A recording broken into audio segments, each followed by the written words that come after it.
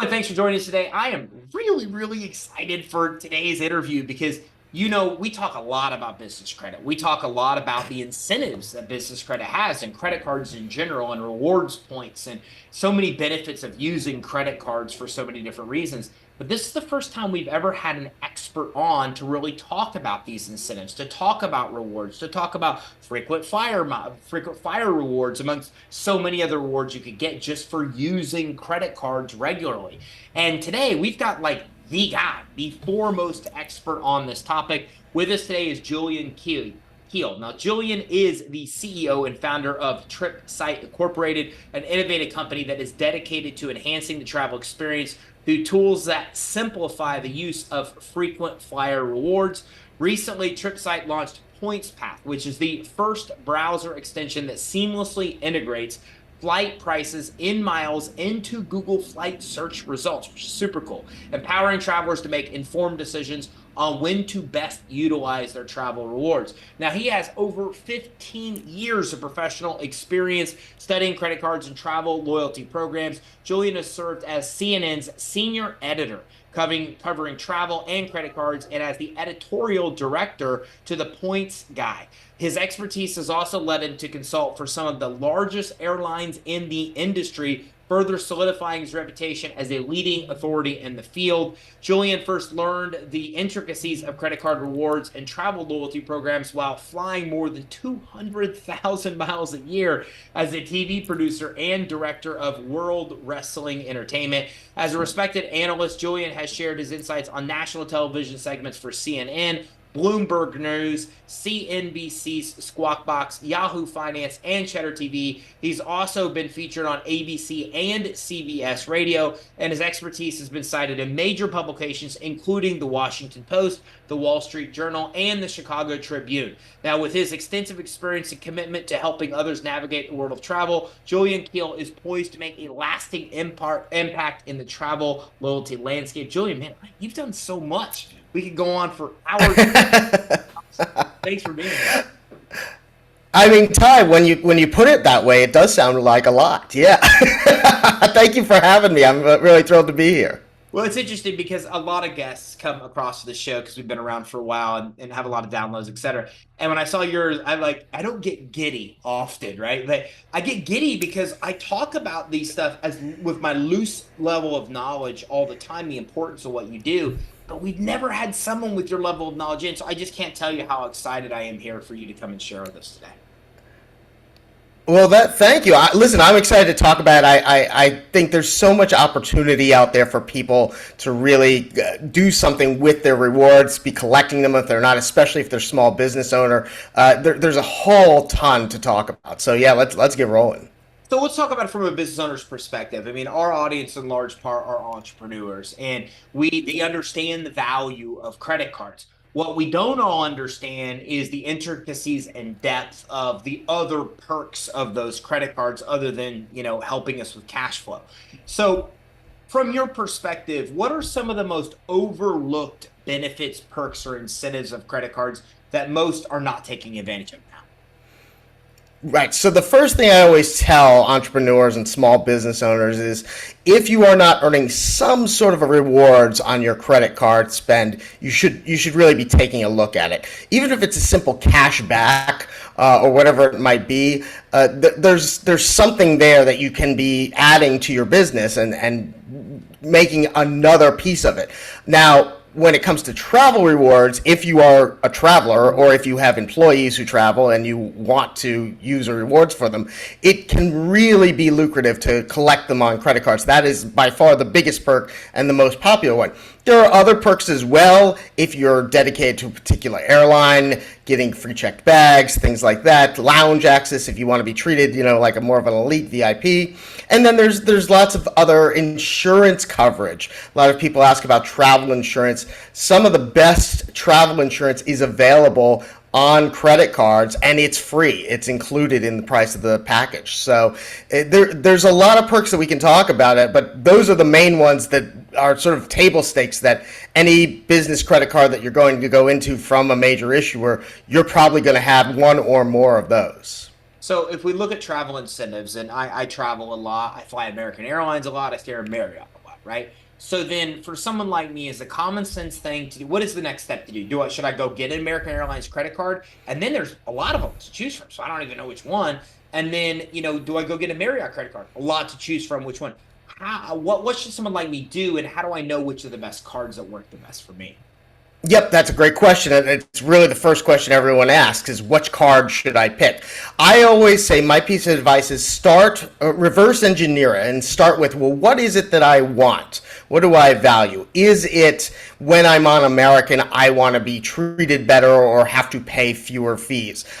That may be the case if you're a regular American flyer. If you're not a regular American flyer or you only go once, maybe twice a year, maybe that's not the right choice. When it comes to travel points broadly, oftentimes the best first choice is what we call a card that earns flexible points. So in other words, if you get a credit card that's an American Airlines credit card, you're going to be earning American Airlines miles, right? And those miles aren't really going to be usable on any other airline other than American and its partners. But if you get a card that has flexible points, and some examples of this would be Chase's Ultimate Rewards credit cards, American Express's Membership Rewards credit cards, all the major issuers have a flexible points program. Those are points that, one, you can use just to book travel straight through on the bank's website, and in that case, you can book pretty much any flight, any hotel you want with your points, or each of those issuers has a set list of airline and hotel partners that you can then transfer your points to when you need them, when you can find a better deal on that airline itself using their points or miles. So as an example, Chase Ultimate Rewards has, as part of its partner list, United Airlines. If I want to transfer 1,000 Chase points to United, I could get 1,000 United miles on the other end, and the transfer is instant. Now, knowing when to transfer and when to book direct is a little bit of a game because you can maximize your value depending on what's available, and that is where a tool like PointsPath that we make comes into play. But the key is that those points can be used, those flexible bank points can be used much more broadly, and that is often where I suggest people start when they're looking for a business credit card. So I'm looking at a Chase account that has multiple airlines I fly with, that by using that Chase card that I'm actually getting points that I can apply to multiple different airlines. As an example, is a good place to start. That's exactly right. Now, the next question, though, that you asked is if I'm looking at a Chase card, right? Okay, well, there's probably a dozen Chase cards, at least 3 or 4 that are business exclusive cards. So which do I choose? And that's when you reverse engineer it and say, well, what do I spend the most money on? What does my business expenses look like? Do I have a lot of spend on office supplies? Do I have a lot of spend on online marketing and advertising like Facebook spend, that sort of thing? Or do I not really have any one category in particular and I just want to earn an overall good number of points for every dollar I spend?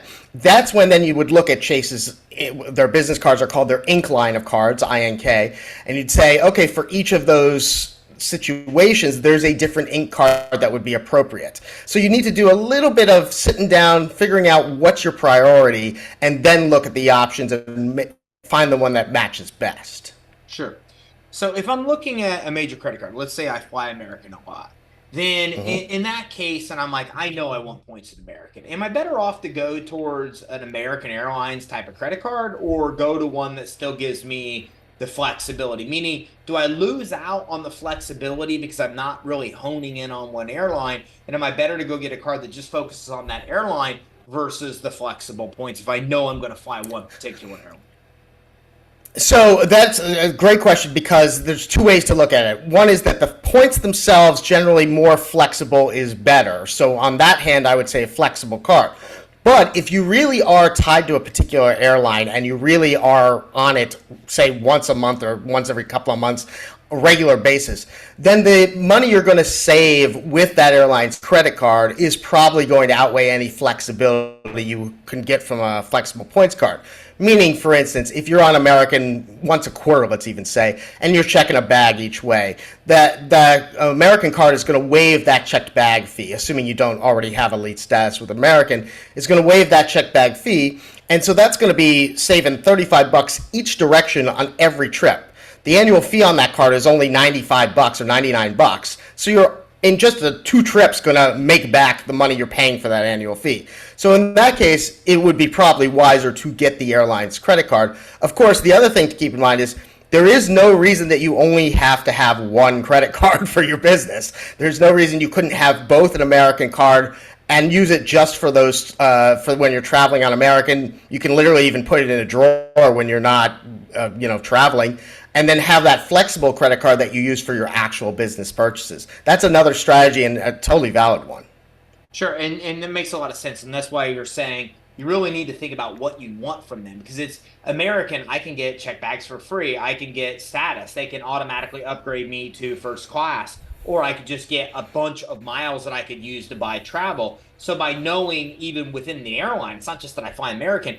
I kind of want to know what I want out of that, and then I can kind of gravitate towards a car that gives me more of that, like free upgrades to first class over things like free check bags, for example. That's exactly right. And again, it doesn't have to be an either or situation, because there's nothing stopping you from having both credit cards. But it does come down to each one of these cards do generally come with an annual fee. And you don't want to be paying an annual fee if you're not getting value from the card. So for instance, if you were to get American's high-end card, which gives you lounge access to the Admirals clubs whenever you're traveling on American, that could be worth it, but if you're using it, because that card runs $500-600 a year, so you want to make sure you're actually using that benefit. Otherwise, you're kind of burning that money for no reason. That's really the one thing to keep in mind if you're getting multiple cards. And people sometimes say, "Well, if I get multiple cards, isn't that going to hurt my credit?" No, not really. Not one, if you use them responsibly and pay your balance in full every month, which your business certainly should be doing, and avoiding large high interest rates. But also because, excuse me. But also because you are. You're not going to want to. You're not going to want to have those annual fees taking over your life, and the credit scores. The credit scores will take a hit very briefly when you get a new card, just a few points for a few weeks, maybe a month or two, and then we'll come right back to where you started. Frankly, more credit cards that are used responsibly end up with a higher credit score in the long run. So it's not something to worry about as long as you're using credit responsibly. Sure. Yeah, it makes sense. I mean, utilization is like 30% of the score, well more than like inquiries at 10%. So if you're, coming in and adding a bunch of available credit, it's going to help more than just having like one little inquiry on there. Will you talk about, I think this is where it gets confusing for us as business owners, is that I do it all. I travel on airlines. I travel on hotels. I buy office supplies. I'm not as big in the fuel side, so I don't care about incentives on fuel. I don't care about incentives on groceries. Like, that stuff doesn't apply to me in the business world. So for somebody like me that I'm like, wow, I mean, I spend money in all these different areas, then should I really be looking at something that gives me cash back or points for every dollar I spend? Like, what's the best way to go from somebody that's using those cards for multiple different reasons? One of the ways that people do that is to have multiple cards and use each one for the exact purpose that they can maximize their points. So in your case, if you had a card that earned, say, 5 points per dollar on office supplies, and you had a lot of office supplies, you might get that card and use it only for office supplies, and then have a different card that you'd use for travel and a different card for all other expenses, that sort of thing. And that's something you can do. Now, you don't want to get crazy with that and have 20 different credit cards, of course, but it wouldn't be unusual to say, here are 3 cards that I know what my purposes are for, and it's covering most of my expenses, so I know I'm maximizing my rewards. That's another way to do it. A third way to do it is to get a catch-all card that sort of will give you the best of as good as you can get across all worlds for a very simple flat rate. For instance, the Chase Inc. Unlimited earns 1.5% cash back on everything you buy. Now, the secret of that card is that if you have any other Chase card that also earns travel points, the cash back off that Inc. Unlimited can convert into travel points, and then you can use them as travel points. So that effectively means you'd be earning 1.5 points for every dollar you spend and can use them for travel. Again, you'd need to have 2 cards for that, but it's a good way to say, okay, well, here's the card that I use for travel, and then here's the card I use for everything else. Those points will combine, and I know I'll be maximizing everything that I have. That is yet another strategy that people take when it comes to their small businesses. I love the concept of what you did for Points Path. Tell me more about how this works. Yeah, absolutely. So, as you said at the beginning, I've been doing this for a very long time. I've worked at a lot of places, writing content, trying to help people use their points and miles. And over those years, I always wanted there to be a way that I could help people do that without having to spend hours reading all of this, educational material on how to use your points, how to best maximize them. A lot of people, when it comes down to it, say, "I just don't have time for that. I just want to know the answer. Just give me the answer." So that's what PointsPath is about. It's about trying to give you the answer as quickly as possible, where you just do your search, find the answer. Should I use points? Should I use miles on this flight? How many points? Great, done. I know what I need to know, and I don't have to spend all my time researching it and learning it. The two things that people always have problems with their miles, the big frustrations with frequent flyer programs, is that one, they can never find flights they actually want to use their miles on that don't require 2 stops or an overnight or whatever it might be. And two, even when they do, they can't tell if they're getting a good deal or not. And that is another thing about miles. Every airline's miles are worth a different amount. So that's where PointsPath takes all of that out of your hands and does it all for you. We know what each airline's miles are worth. We know how to do the calculations. We have live data showing you what the points prices are. It's all in one simple utility. And by the way, it is free. The basic product is free. We have subscription tiers for more advanced features, but the basic of what I just mentioned is entirely free. How do I get PointsPath? Oh, yeah, it's real easy. You can go to pointspath.com, and from there you can download the extension. The extension is also available in the Google Web Store, like all Chrome extensions. It goes through Google's approval process whenever it's updated, so you know that it's also secure and your data is not going to be stolen or anything like that. But yeah, pointspath.com, all you got to do is download it from there and you're off and running. What are some credit cards that you think are so much of a no-brainer that, like, it's just crazy that we don't know about them or don't have We've talked already about it a little bit. The Chase Ink cards, and I'm not a shill for Chase or anything, I just do think they make a really good product. They have a great transfer program with airlines like United, Southwest, foreign carriers like British Airways, Air Canada. You can transfer your points. You also get good value for your points. The Ink Preferred card in particular, for every point you earn, if you want to just book straight through Chase, you'll get 1.25 cents per point when you redeem them. So you're getting a bonus on top of the usual 1 cent per point. It's just overall a pretty robust program. Another one, though, I do like that's a very simple, if you're looking for a little bit of extra perks but want to keep it simple, is the Capital One Venture X card. It is a higher priced card. It's about $400, but it does come with lounge access, a Priority Pass lounge membership that gets you lounge access across 1,300 or 1,400 airports around the world.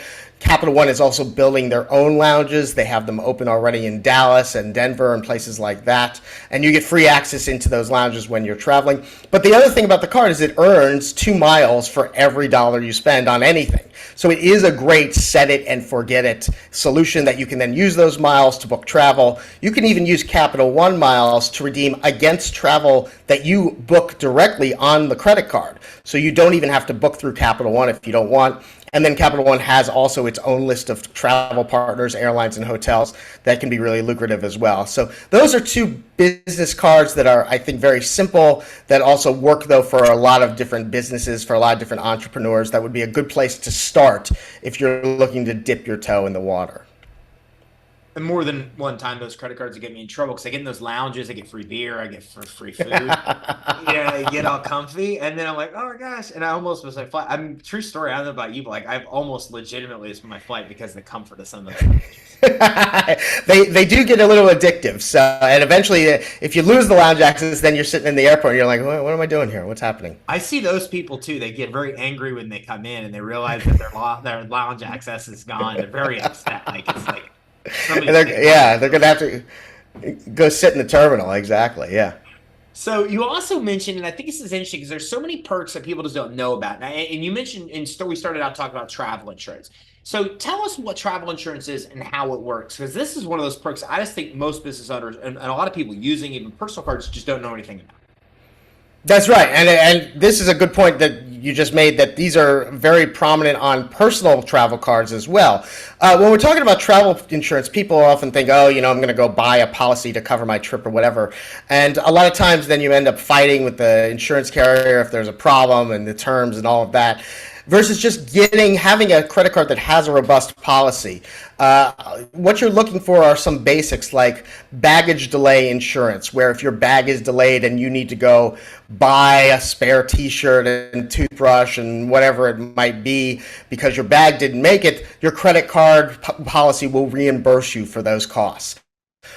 Trip delay, same thing, where your trip gets delayed by 6 hours or 12 hours and you're stuck in the airport on a connection or wherever it might be, and you need a hotel room. Maybe it's even overnight that your connection doesn't happen and you're stuck in having to get a hotel room and the airline is giving you trouble about it. That's the sort of thing where you just pay for it on that card, and your card is covered it and reimburses you for the cost. So those are important types of insurances that you'll find on cards. They're all included. Usually they do require, in order to be covered, that you charge the cost of the trip itself to that card. Of course, if you're a business owner and that's the card you use, that won't be a problem, but it is the one thing to keep in mind.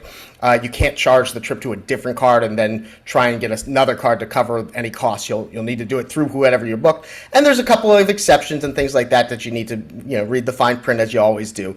But generally, those programs are really quite robust and are really quite good. You'll usually only find them on cards with some sort of annual fee, not the no annual fee cards. But it doesn't have to be a $400 or $500 card. You'll definitely find those types of coverages on cards that cost less than $100.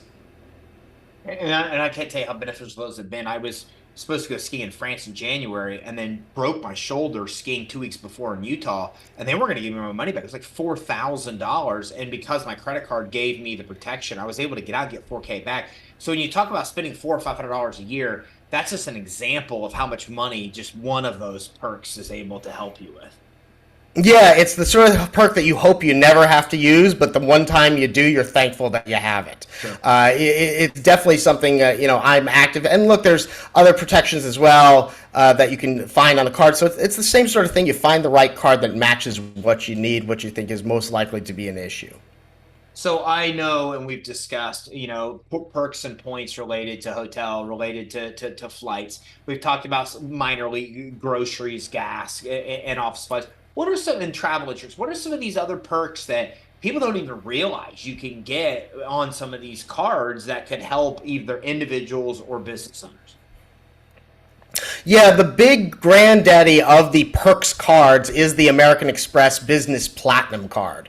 And it's an expensive card. It's $695 a year. So you really have to be able to use those perks. But it does come with, like you've mentioned, those elite statuses with Hertz, with Avis, that sort of thing, with Hilton. So you're getting treated better at where you go. It also comes with a lot of annual credits. So while you're paying $700 a year for that card, you're also getting up to $200 a year in airline fee reimbursements for when you're traveling on an airline where maybe you do have to check a bag or pay for some sort of an upgrade fee, whatever it might be. It also comes then with a lot of other little perks. For instance, the Amex Business Platinum gives you up to $10 a month in credit against your cell phone bill, your business cell phone bill. When you charge it to that card, they'll give you back $10 of it. So there's all these little credits and elite status. It all adds up to a fairly extensive package. Again, you need to make sure you're using them. You need to be actually actively using all of those perks or the ones that make it valuable to you if you're going to be paying that amount of money. But it is a popular card when it comes to VIP treatment and people who really want to, have a little something extra for their business. And by the way, it does, of course, also come with lounge access. It's got that same 1,400 airport lounges plus American Express's own Centurion lounges, plus if you're flying Delta, access to Delta Sky Clubs. So it's a pretty broad package. So there's a lot involved, right? And if we look at pointspath.com, PointsPath will help us kind of know where to use our points and the incentives. But how do you guide somebody through this overwhelming process of where to even start? Like, what does that filtration look like? Do I start saying, what do I care most about? Is it money back? Is it what logical path should I go from the very beginning of I need a credit card that gives me the most, to narrowing down the exact card that works for me? Yeah. So the first step obviously is, do I travel, or do my employees travel? Am I going to need travel points? If you don't travel, don't collect travel points, collect cash back. I mean, that sounds obvious, but I've met many people who collect travel points and then redeem them for cash back, and you're just not going to get as much value that way rather than just getting a cash back card. That just makes a lot more sense, and you'll find a lot more value that way. So start with, what is it that I actually want to earn rewards wise? From there, if you're going cash back, it's pretty easy. Again, we've talked about figure out what I spend the most on and for my business, and then pick a card that matches that. For travel, it does get more complicated, because then it says, okay, what airlines do I tend to fly? Also, where do I usually go? Am I traveling domestically? Am I traveling internationally? Do I want to leverage international programs? Is there a card that then has those international programs? So there's a lot of that too. When it comes to a travel rewards, it is more complicated, because, of course, there's a lot of airlines and hotels and a lot going on out there, whereas cashback is cashback. So if you are looking for a very simple set it and forget it type of card, then I would recommend cashback, just because it's easy. You get the card, you put it in your wallet, you use it for all your business expenses, you get some money back at the end of the year or whenever you need it. But you will get more value for travel points if you're willing to put the homework into it. It will require a little more homework. As with everything in life, the best things in life cost something, and in this case, it costs a little time to really maximize all of that. But it is, if you like traveling and you want to travel better and travel for free, the travel rewards really can be worth it. Julian, what is something that I should have asked you that I didn't ask you as we get ready to wrap up? I always like to ask this. What is something I should have asked you that I didn't, that you think could be beneficial for those that are really trying to find the perfect cards and the perfect bundle of incentives for them? Yeah, I would say, first of all, don't panic if you feel overwhelmed. It is a lot going on out there, and you're not going to become an expert in business credit cards instantly, and you don't need to be. And the first card you choose, you may look back a year or two or three from now and be like, that wasn't the right card. I didn't need that. I need this card. It's okay. You can start with the card that you think is right for you, but don't think that has to be the last and only card you ever get for your business. I always say to everybody, and this is both business and personal, if you're not looking every few years at what card you have and what else is out there, you're probably leaving value on the table, because not only may have your needs changed, but also the credit card market changes constantly, and banks are constantly coming out with new and better products, changing products. The card you have might have changed and no longer does what you originally thought it did. So you should not get a card and just say, okay, that's it for the next decade, which a lot of people do. Instead, you should really get a card, use it, work with it for a while, and then say, all right, is this meeting my needs, or should I look at another card? It's not a big deal to call and cancel a card when the annual fee comes due. And by the way, if that happens and you want to keep the card but you don't want to pay the annual fee, another thing you can do is call the bank and say, listen, I don't want to pay this annual fee. Is there another card you can convert it to that doesn't have an annual fee? And then you can keep both cards. So that's another option. But my main tip is, don't feel overwhelmed. Don't be worried about making a mistake. We all learn in this because it is complicated. So you'll find that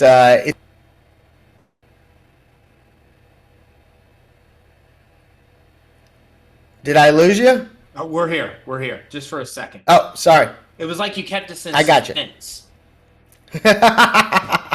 I'm good. So, Julian, and I appreciate that. That was phenomenal advice as we get ready to wrap up. There's so much that you said to keep up with this. It is easy to get overwhelmed. Where can everybody go to follow you to be able to keep up with what's happening right now in the moment when they're trying to go to get a card? They're going to want the most up-to-date information. How do they follow you to get that?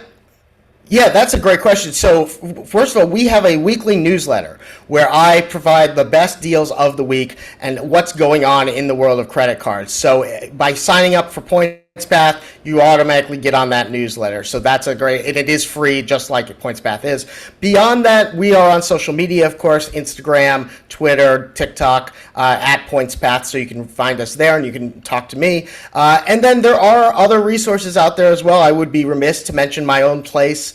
Not to mention my own place, the old place, The Points Guy. CNN, at their underscored outlet, has a lot of information about credit cards and travel rewards. And frankly, a simple Google search will tell you a lot. Be careful, obviously, of who you're Googling, of what site you end up on. Make sure it's somebody reputable. But there is a lot of information. It really comes down to how much time do you want to put into it. Obviously, everyone's building their business, including myself, and a lot of time is spent building your business, and you might not have a lot of time to dig into the credit cards, which is why podcasts like this are so useful. But it is worth a little effort, because with a little effort, you'll probably get a bigger return than you might be getting right now. Sounds good. Julian, thank you so much for coming on with us today. Thank you for having me, Ty. All right, so listen, if you're Thank watching... you very much. I'm sorry, go ahead.